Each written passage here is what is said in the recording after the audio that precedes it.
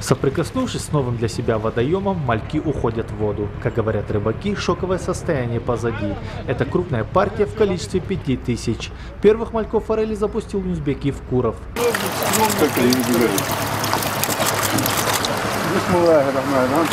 Здесь он осмотрел условия, созданные для разведения рыбы, пообщался с поставщиком, представителем Ордонского рыбоводного завода.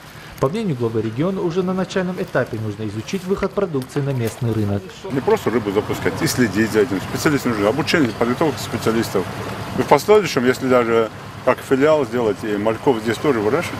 По словам специалистов, для того, чтобы форель достигла среднего веса и размеров, понадобится несколько лет. Этим малькам только год. На 7 прудах Кафаха-Булгучева планируется разводить также карпа, лосось, сазана и осетр. Если нестеровская рыба только начинает жить, то в Яндере на прудовом хозяйстве Асхаба Галаева разводят рыбу не первый год.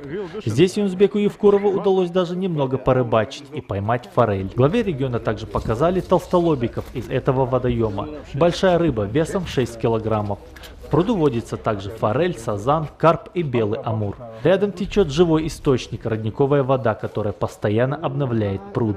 Рыба из этих и других прудов в перспективе может заменить импортную продукцию на прилавках магазинов республики.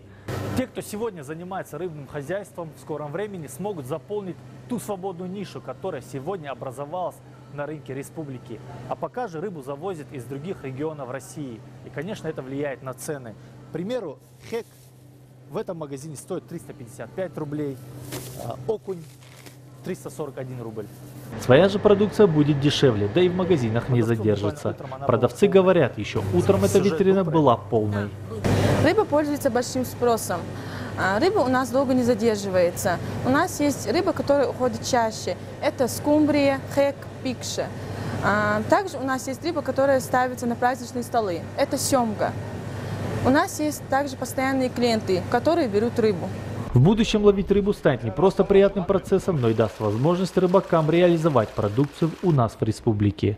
Хусен Гагиев, Юнус Цичоев, Юсуп Ханиев, Новости 24.